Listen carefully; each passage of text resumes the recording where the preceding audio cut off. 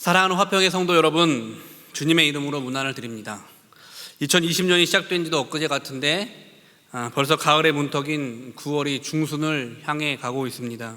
하루하루 코로나로 인해 힘든 시간을 보내시고 계시겠지만 그럼에도 불구하고 도우시는 하나님의 은혜를 기억하면서 오늘도 힘내어 견뎌내는 하루가 되었으면 좋겠습니다.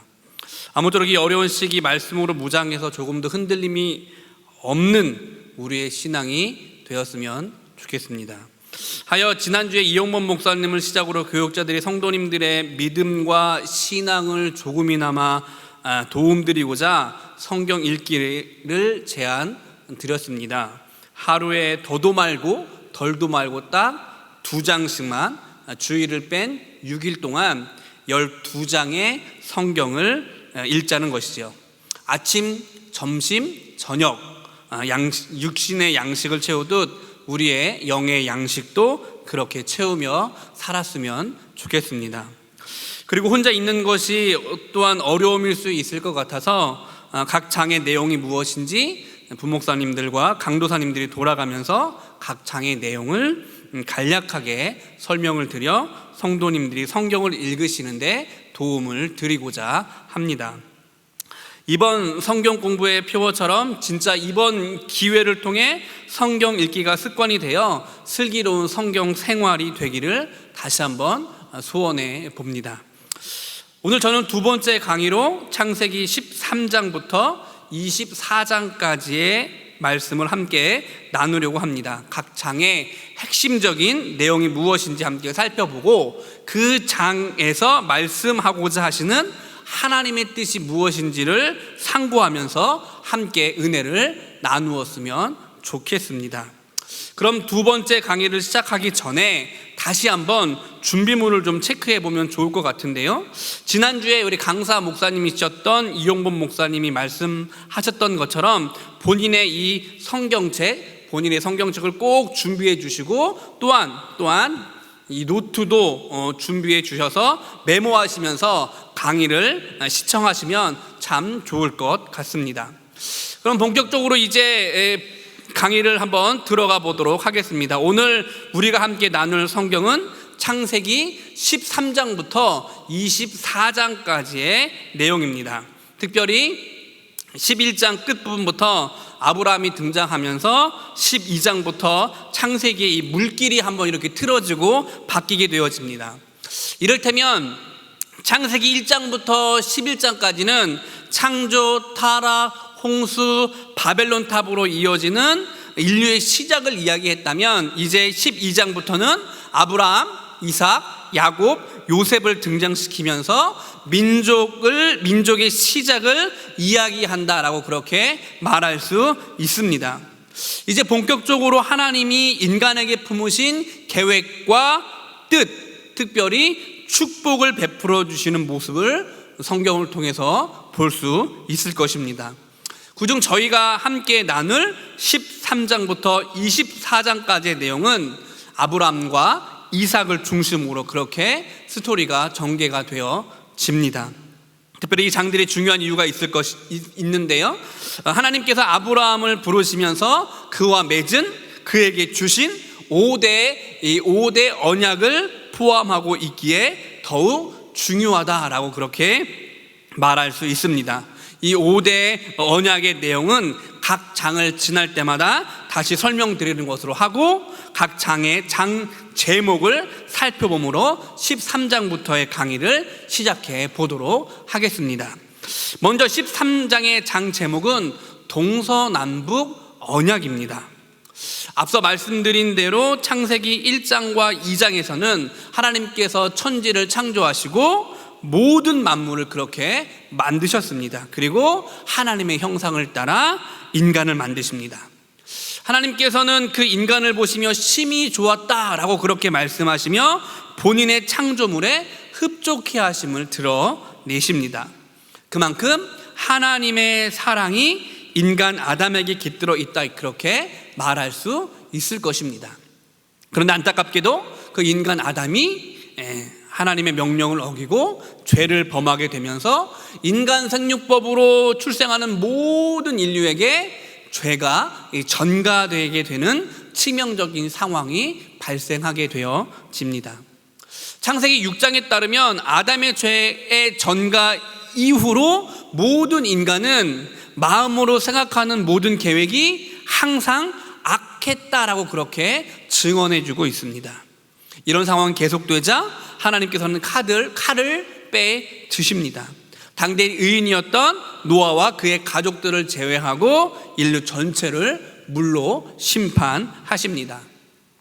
친히 만드신 이 모든 것들을 보시고 심히 기뻐하셨던 하나님, 생육하고 번성하여 땅에 충만하라 라고 복을 주시며 당신의 형상을 닮은 사람들이 세상에 가득하시기를 기대하셨던 하나님께서 우리 인생들 때문에 지상의 모든 피조물들을 멸망시켜야 했을 때 그 고통과 그 아픔은 이루 말할 수 없었을 것입니다.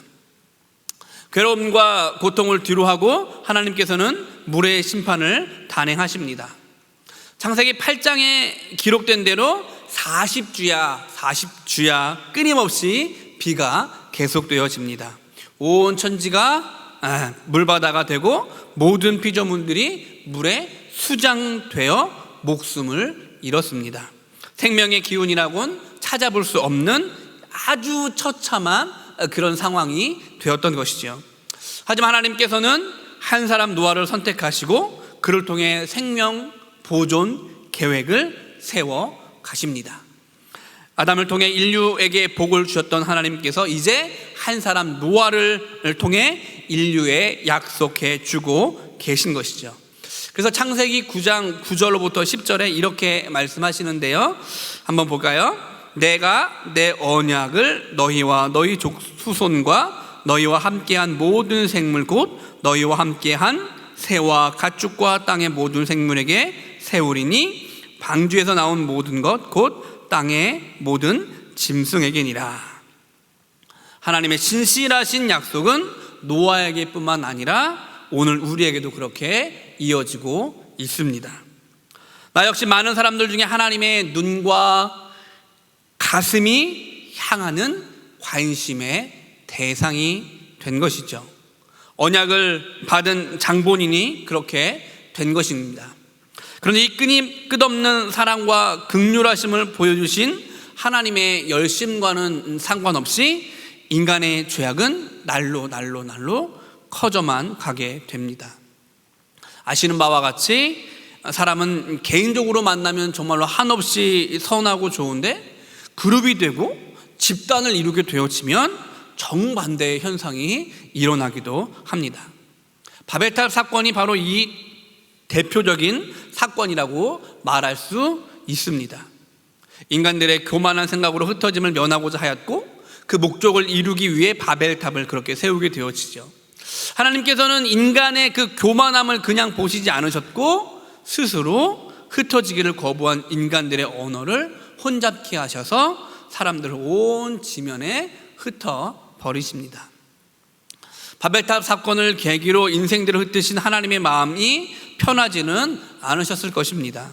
하지만 온 지면을 물로 심판하실 때도 노아를 선택하시어 당신의 언약을 지키신 하나님께서 이제 아브라함을 통해서 다시 한번 견고한 구원의 계획을 이어 나가고 계신 것입니다.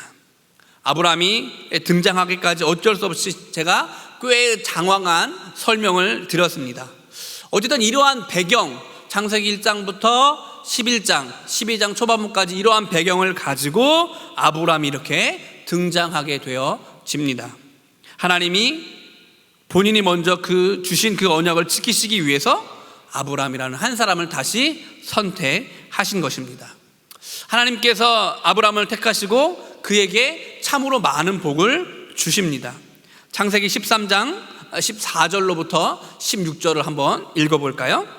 롯이 아브라함을 떠난 후에 여호와께서 아브라함에게 이르시되 너는 눈을 들어 너 있는 곳에서 북쪽과 남쪽 그리고 동쪽과 서쪽을 바라보라.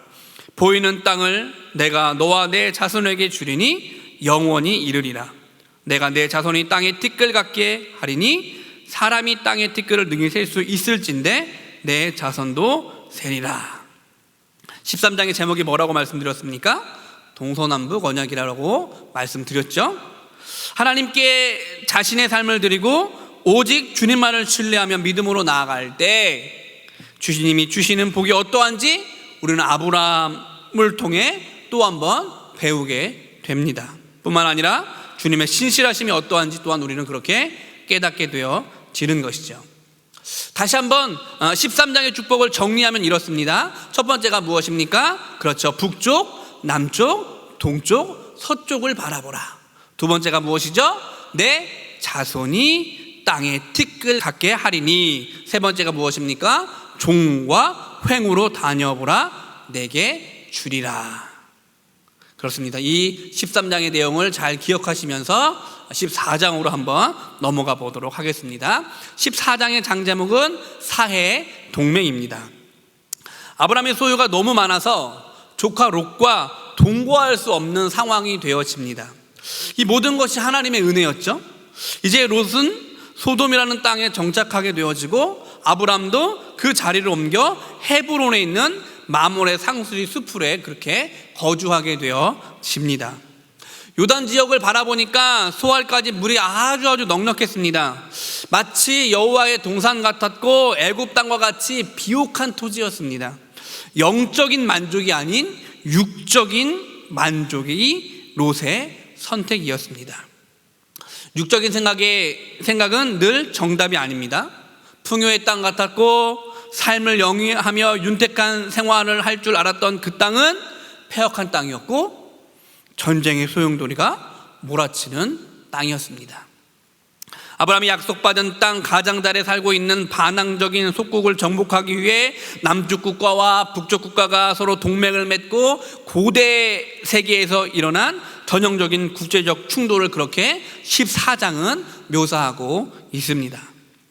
동맹국들 간의 전쟁 중에 조카 롯이 전쟁포로가 되었고 이 소식을 들은 아브라함은 위기에 처한 조카를 구하기 위해 전쟁에 뛰어들게 되어집니다. 동맹에 맞서 싸운 아브라함은 승리했고 조카 롯을 구할 수가 있습니다. 이 또한 자신의 힘이 아닌 하나님의 돌보심의 승리였습니다. 전쟁 중에 승리한 전리품을 갖고 돌아오는 길에 멜기세덱을 만나게 되어집니다. 그에게 11조를 드리게 되어지죠. 14장의 전체 줄거리는 이와 같습니다. 이런 핵심 내용을 기억하시면서 14장을 읽어가신다면 말씀의 은혜를 누릴 수 있을 거라고 생각이 되어집니다. 그럼 이어서 15장을 한번 보면 15장의 장제목은 횃불 언약입니다. 다시 말씀드리지만 각 장의 장 제목을 말씀드리는 이유는 그 장의 핵심이 되기 때문이며 그 핵심적인 제목만 알아도 우리가 성경을 한 장씩 읽어감에 있어서 굉장히 도움을 준다. 그렇기 때문에 제가 이렇게 한 장 한 장 넘어가면서 장 제목을 말씀드리는 것입니다. 아브라함은 자손에 대한 하나님의 약속이 어떻게 이루어질 것인가에 대한 두려움과 함께 이 중대한 문제를 놓고 고민을 계속 더해가고 있었습니다. 아브라함의 후사와 관련해서 하나님께서 분명한 약속을 그렇게 허락해 주셨음에도 불구하고 실제 자손이 생길 가능성은 계속 약해지고 있었으며 더구나 아시는 바와 같이 사라의 생산 능력이 끝나가고 있었습니다. 이러한 상황에서 하나님은 아브라함에게 나타나셨고 횃불로 언약을 보여주십니다. 창세기 15장 17절입니다. 해가 져서 어두울 때 연기나는 화로가 보이며 타는 횃불이 쪼갠 고기 사이로 지나더라. 횃불 언약입니다. 하나님의 언약의 횃불이 쪼갠 고기 사이를 그렇게 지나게 되어지죠. 아브라함이 여호와를 믿는 믿음을 의로 보시고 확실한 약속을 다시 한번 아브라함에게 보여주신 것입니다. 아마도 아브라함은 그 약속의 언약을 체험하고 참으로 기쁘고 행복했을 것입니다. 16장은 어떻죠? 16장으로 넘어가 볼까요? 장제목은 이스마엘입니다. 횃불 약속 이후 하나님은 아브라함에게 부부에게 바로 자식을 주지 않으셨습니다. 그렇게 하나님께서 15장을 통해서 언약을 약속해 주셨고 자손을 주실 거라 약속해 주셨지만, 그런데 바로 아브람과 사라에게 아이가 생기지 않았어요. 시간이 흘렀습니다. 몇 년의 시간이 흘렀냐면 10년이 지났습니다. 여전히 후손이 생기지 않자 사라는 당연히 불안했고, 자신의 여종 하갈과 동침을 아브람에게 제안하게 되어집니다. 창세기 16장 2절인데요. 사레가 아브람에게 이르되 여호와께서 내 출산을 허락하지 아니하셨으니 원하건대 내 여종에게 들어가라. 내가 혹 그로 말미암아 자녀를 얻을까 하노라 하매 아브람이 사레의 말을 들으니라. 하갈과 동침으로 인해 이스마엘을 얻습니다. 하지만 안타깝게도 그 성급한 인간적인 대안이 믿음의 가정을 온통 흔들어 놓게 되어집니다. 어쩌면 하나님께서 하갈이라는 인간적인 방법의 선택보다 기다림이라는 믿음의 선택을 더 바라셨던 것 같습니다. 17장입니다. 장제목은 무엇이냐면 할례 언약입니다. 어느덧 아브람의 나이가 99세가 되었습니다. 약속을 저버린 아브람에게 긴 시간 하나님께서는 침묵하셨습니다. 어떤 약속을 저버렸습니까? 사라의 몸에서 날 자가 후손이라고 말씀해 주셨고, 언약들을 허락해 주셨고, 약속의 말씀을 허락해 주셨지만 그 약속을 믿지 못하고 사라의 제안을 받아들인 것이죠. 그래서 사라가 아닌 몸종 하갈의 몸에서 이스마엘이 탄생하게 되어집니다. 이 하나님과의 약속을 저버려서 그렇게 태어나게 된 것이죠. 어쨌든 이 약속을 저버린 아브라함에게 하나님께서는 긴 시간 동안 침묵하십니다. 그런데 그 긴 시간의 침묵을 깨고 하나님이 아브라함에게 나타나십니다. 창세기 17장 1절입니다. 아브라함이 99세 때에 여호와께서 아브라함에게 나타나서 그에게 이르시되 나는 전능한 하나님이라. 너는 내 앞에서 행하여 완전하라. 약속의 반복을 거쳐 이제 약속이 현실이 되기 바로 그 직전에 하나님께서는 아브라함에게 두 가지를 말씀하시는데, 첫째는 아브라함에서 아브라함으로 부르게 하십니다. 두 번째는 무엇이냐면 집에 거하는 모든 남자는 난지 8일 만에 할례를 받으라, 그렇게 말씀하십니다. 아브라함은 순종함으로 하나님 말씀을 받습니다. 아브라함이 이 두 가지를 받아들임은 언약의 확실성을 받아들인 것이라 그렇게 말할 수 있습니다. 침묵을 깨시고 긍휼하심을 보여주신 하나님, 참 좋으신 우리의 아버지이십니다. 18장입니다. 18장은 의인 10명입니다. 하나님께서 이제 침묵을 깨고 아브라함에게 나타나셔서 그에게 복을 주시고 난 이후 어느 날 아브라함에게 손님이 찾아오게 되어집니다. 하나님께서 보내신 천사들이었습니다. 그들을 보내신 목적은 무엇이냐면 굉장히 중한 죄악에 빠져있던 소돔과 고모라를 벌하기 위함이었습니다. 하나님의 계획을 들은 아브라함은 중심으로 중보하며 기도합니다. 어떻게든 소돔과 고모라를 멸망을 막고 거기 살고 있는 롯의 생명도 구하고 싶어하는 아브라함의 진심 어린 간구를 이 18장에서 우리는 볼 수 있게 되어집니다. 그러나 사실 더 깊이 생각해 보면 소돔과 고모라의 멸망을 아브라함보다 더 막고 싶으셨던 분은 하나님이십니다. 성중에서 의인 10명을 찾으면 멸망하지 않겠다고 거듭 말씀하시는 그 하나님의 대답 속에 하나님의 한량없는 긍휼하심과 사랑을 느낄 수 있게 되어집니다. 18장은 그런 중심을 가지고 말씀을 읽어 내려가시면 될 것 같습니다. 19장으로 넘어가 볼까요? 장 제목은 소돔과 고모라입니다. 아브라함을 중심 어린 중보의 기도로 소돔과 고모라를 막고자 했지만 그 아브라함의 중심 어린 기도로도 소돔과 고모라의 멸망은 막지 못했습니다. 의인 10명, 의인 10명이 없었던 소돔과 고모라 성은 결국 망하게 되어지죠. 그나마 다행인 것은 무엇입니까? 하나님께서 아브라함을 생각하셔서 롯과 그 가족을 구원해 주신 것입니다.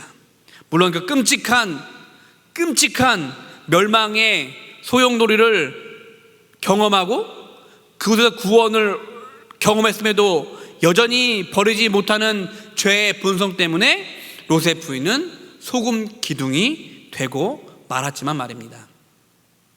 어쨌든 하나님의 긍휼하심 덕분에 롯과 그의 두 딸은 구원받게 되었습니다. 이후에 이 롯과 그 두 딸을 통해서 모압과 암몬 족속이 생겨나게 되어집니다. 소돔과 고모라의 멸망, 그리고 롯과 두 딸의 구원받음이 19장의 전체적인 맥락이고 스토리다라는 것들을 기억하시면서 19장을 읽으시면 좋을 것 같습니다. 그럼 이제 20장으로 넘어가 보겠습니다. 20장 장제목은 바로 아비멜렉입니다. 아브라함이 믿음의 조상이지만 아브라함도 어쩔 수 없는 죄인이 듯합니다. 무슨 이유에서인지 당장 눈앞에 닥친 위기를 모면하고자 블레셋 땅에서 자신의 아내 사라를 누이라고 속이다가 다시 한번 24년 전 애굽 왕 바로에게 당했던 것처럼 자신의 아내 사라를 빼앗길 뻔한 사건이 바로 이 20장에 그렇게 나타나고 있습니다. 이런 아브라함이 뭐가 하나님께서는 이쁘셨는지 하나님은 당신의 언약을 어쨌든 끝까지 지키십니다. 아브라함에게 하셨던 보호하심의 약속을 아브라함의 기도로 그렇게 들어주신 것입니다. 사랑하는 화평의 성도 여러분, 오늘 우리가 기억해야 될 것이 있습니다. 그것이 무엇이냐면 하나님께서 아브라함에게 하신 언약은 오늘 이 땅, 오늘 이 시간, 오늘을 살아가는 우리에게도 동일하게 적용이 된다는 것입니다.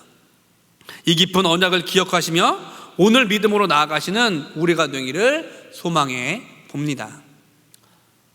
이제 21장입니다. 장제목은 이삭, 웃음입니다. 참으로 인고의 시간이었습니다. 아브라함 나이 100세, 그의 아내 사라의 나이는 이미 경수가 끊어진, 그러니까 여자로서 아이를 출산할 수 없게 되어진 나이 90세입니다.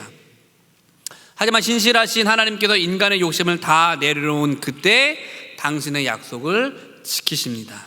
하나님께서 그들이 웃을 수 있게 아들 이삭을 주신 것입니다. 인간의 눈으로 전혀 가망이 없는 상황에 이루어진 기적입니다. 끝까지 하나님의 능력과 그분의 가능성을 믿었던 아브라함과 사라에게 하나님께서는 아주 큰 선물을 허락해 주신 것이죠. 특별히 21장을 통해 다시 한번 우리의 태어남과 죽음이 온전히 천지를 지으신, 그리고 그 천지를 주관하시는 하나님의 주권에 있음을 인정하게 되는 것 같습니다. 그렇게 21장을 잘 소화하시고 읽으시면 될 것 같고요. 22장으로 넘어가 보겠습니다. 장 제목은 종합 언약입니다. 참으로 오랜 기다림 끝에 마침내 아들 이삭이 사라의 몸에서 태어나게 되어집니다. 그런데 어느 날 아브라함과 약속하신 그 자손에 대한 약속이 위기에 처하는 상황이 벌어지게 되어지죠. 이삭은 하나님께서 말씀하신 약속의 핵심 중에 핵심이고 중추인데 하나님께서 뭐라고 말씀하시냐면 이 22장에서 그 아들 이삭을 번제로 드려라 라고 그렇게 말씀하십니다. 창세기 22장 1절로부터 2절인데요. 여호와께서 이르시되 내 아들 내 사랑하는 독자 이삭을 데리고 모리아 땅으로 가서 내가 내게 일러준 한 산 거기서 그를 번제로 드리라 라고 말씀하십니다. 이삭은 하나님께서 말씀하신 약속의 아들인데 하나님께서 그 아들을 내어놓으라 이렇게 말씀하십니다. 그 오랜 시간 동안 100년 동안 기다려서 자신의 품 안에 이제 품게 되었던 아들인데 그 아들을 내어놓으라, 번제로 드리라 그렇게 말씀하고 계신 것입니다. 그런데 아브라함은 하나님의 말씀에 순종하기로 결심합니다. 하나님의 요구사항, 그 내용 자체보다 그것을 요구하시는 분, 그것을 바라시는 분, 그것을 원하시는 분, 그분이 하나님이시라는 점에 오늘 아브라함은 집중하게 되어진 거죠. 모리아산에서 아브라함이 이삭을 향해 칼을 잡는 그 순간, 칼을 내리치려고 하는 그 순간, 하나님께서 아브라함을 부르시고 번제를 드리는 상황이 아닌 하나님께서 아브라함과 친구가 되는 상황을 만들어 주십니다. 아브라함은 자신의 독자를 하나님 위에 내려놓았고 2000년 후에 하나님께서 아브라함의 후손들을 위해 당신의 독자 예수 그리스도를 내어주십니다. 가장 아끼는 아들을 서로 내어놓는 경험의 공유를 통해 하나님과 아브라함은 그렇게 친구가 되어 있습니다. 그리고 다시 한번 그런 아브라함에게 언약을 말씀하시면서 축복을 허락해 주십니다. 22장의 내용을 한번 기억하시면서 또 읽어보시면 은혜가 될 줄로 믿습니다.